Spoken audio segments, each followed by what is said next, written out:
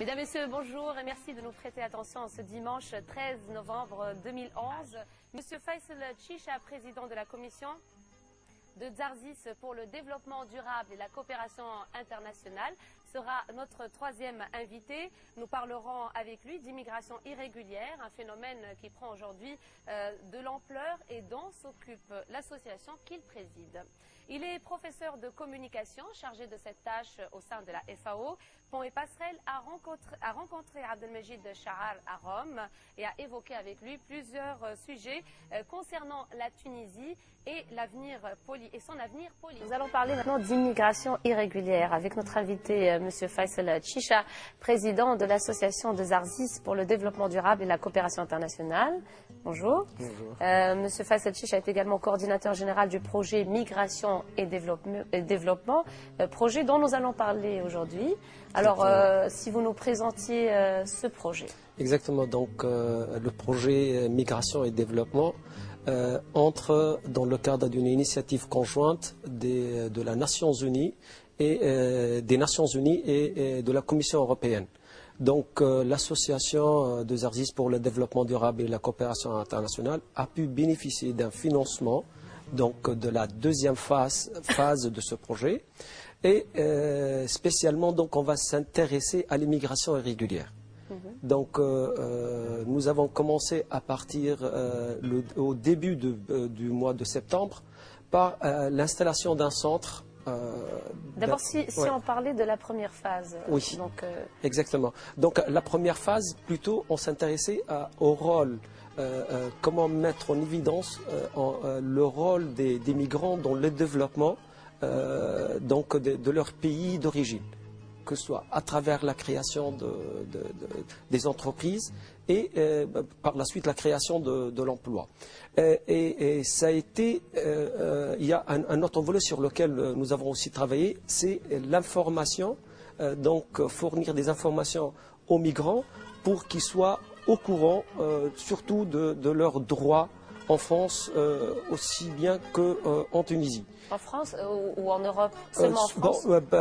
Dans le cadre de ce projet, donc, notre public cible, c'était les ressortissants tunisiens établis en France. Très bien. Donc on s'intéresse surtout aux migrants qui sont installés en France.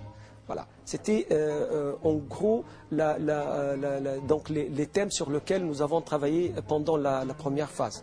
Aujourd'hui, nous en sommes donc à la deuxième phase du projet. Quelles sont les actions programmées donc, lors de cette deuxième phase? Voilà.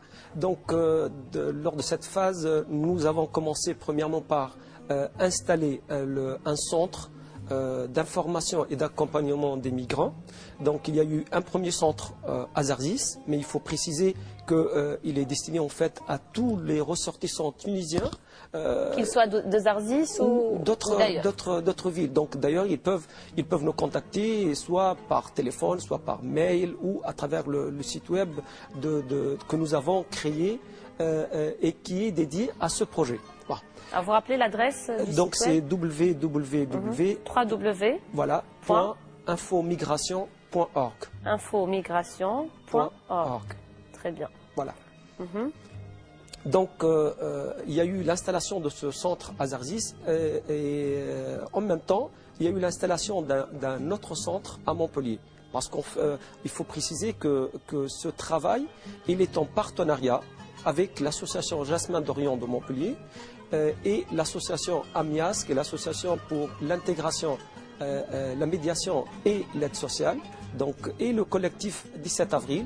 En fait, c'est le collectif des associations des Tunisiens de l'île de France. Ils se sont regroupés au sein d'un organisme qu'ils l'ont appelé Collectif des 7 avril.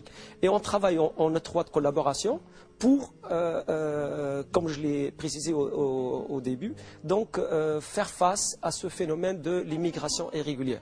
Donc, comme je l'ai dit tout à l'heure, la première chose que nous avons, par laquelle nous avons commencé, c'était la création de ces centres. Bon. Maintenant, nous sommes en train de préparer une enquête Donc nous avons recruté 4 jeunes, jeunes diplômés qui étaient chômeurs. Et là, à travers ce projet, ça nous a permis de les recruter pour travailler à l'association dans ce projet.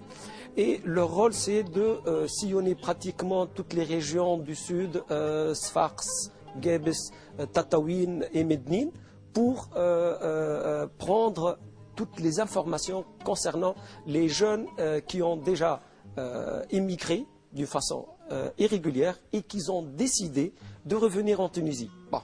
Le but en fait de cette étude, c'est d'avoir plutôt cette enquête. Ça va être une base pour pouvoir préparer une étude scientifique pour mieux comprendre le phénomène de l'immigration clandestine. Cette étude va être préparée par des experts qui travaillent sur l'immigration. C'est comprendre un peu les motivations, peut-être les rêves de ces jeunes. Exactement, exactement, et comprendre les raisons. Et le plus important pour nous, c'est de pouvoir, parce que si on arrive à mieux comprendre le phénomène, on arrivera peut-être à trouver des solutions, bien évidemment. Bien sûr. Où en est aujourd'hui cette étude? Donc, cette enquête, l'enquête, nous sommes arrivés jusqu'à maintenant à 560 jeunes que nous avons interviewés. Interrogés. Donc, l'enquête prendra fin le 25 novembre. Et à partir de cette date, nous avons pu nous contracter avec 3 experts qui vont prendre en charge en fait cette étude. En parallèle, nous sommes en train de préparer un documentaire. Donc, le volet sensibilisation. Donc, c'est un documentaire entre 10-15 minutes qui va, on espère, le diffuser dans les chaînes nationales ou privées. Et le rôle, en fait, notre objectif, c'est d'avoir un moyen pour sensibiliser les jeunes contre ce fléau de l'immigration clandestine. Et d'ailleurs, on va essayer de diffuser ce documentaire dans les maisons de jeunes et les maisons de culture, et bien sûr provoquer un débat et entendre surtout les jeunes et leur montrer la vraie situation. En fait, il faut montrer aux jeunes qu'est-ce qu'ils leur attendent si jamais ils vont entamer cette expérience. Donc, s'il y a des témoignages de jeunes qui ont déjà... Exactement. D'ailleurs, dans ce documentaire, il va y avoir des témoignages des jeunes qui ont vécu cette situation.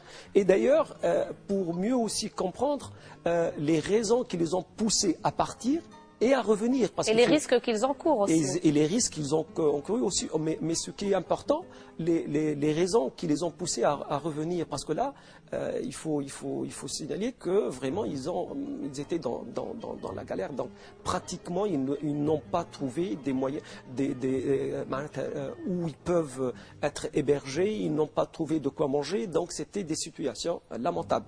Ce qui les a poussés vraiment à revenir d'une façon volontaire. Et d'ailleurs, dans ce cadre, nous sommes en train de mener des contacts avec l'Office français de l'immigration et de l'intégration pour pouvoir aider à la réinsertion de ces jeunes. C'est une autre action de ce projet qui est très importante. C'est concrètement apporter un appui financier. En fait, à part l'appui financier, il y a aussi un accompagnement parce qu'il ne suffit pas d'aider ces jeunes financièrement, mais ce qui est important, c'est de les accompagner pour la création à des micro-projets. Bon. En fait, en Tunisie, bien sûr. En Tunisie, bien sûr. En fait, l'OFI, qui est l'Office français de l'immigration et de l'intégration, offre une aide qui est en fait une contribution, une subvention aux jeunes des ressortissants tunisiens installés en France et qui ont décidé de revenir d'une façon volontaire. C'est en fait une aide pour qu'ils puissent monter leur propre projet en Tunisie. Le rôle de l'OFI, elle travaille déjà avec l'ANETI, qui est l'Agence nationale du travail et de l'emploi et du travail indépendant. Mais ce qui est important, c'est que nous sommes en train de voir la possibilité de signer une convention avec l'OFI pour pouvoir contribuer à notre façon aussi à l'installation et à l'aide pour aider ces jeunes à ce qu'ils puissent vraiment monter leur projet. Voilà. Très bien, ça c'est très important, ça pourrait encourager des jeunes à rentrer, s'installer en Tunisie. Exactement, exactement. Et d'ailleurs, c'était notre objectif en fait, c'était trouver un moyen pour encourager ces jeunes à rester en Tunisie à travers... Parce que et à vivre dignement en Tunisie. Exactement. Très bien. Exactement. Merci beaucoup, M. Faisal Chicha. Merci d'avoir été notre invité. Nous poursuivons avec une...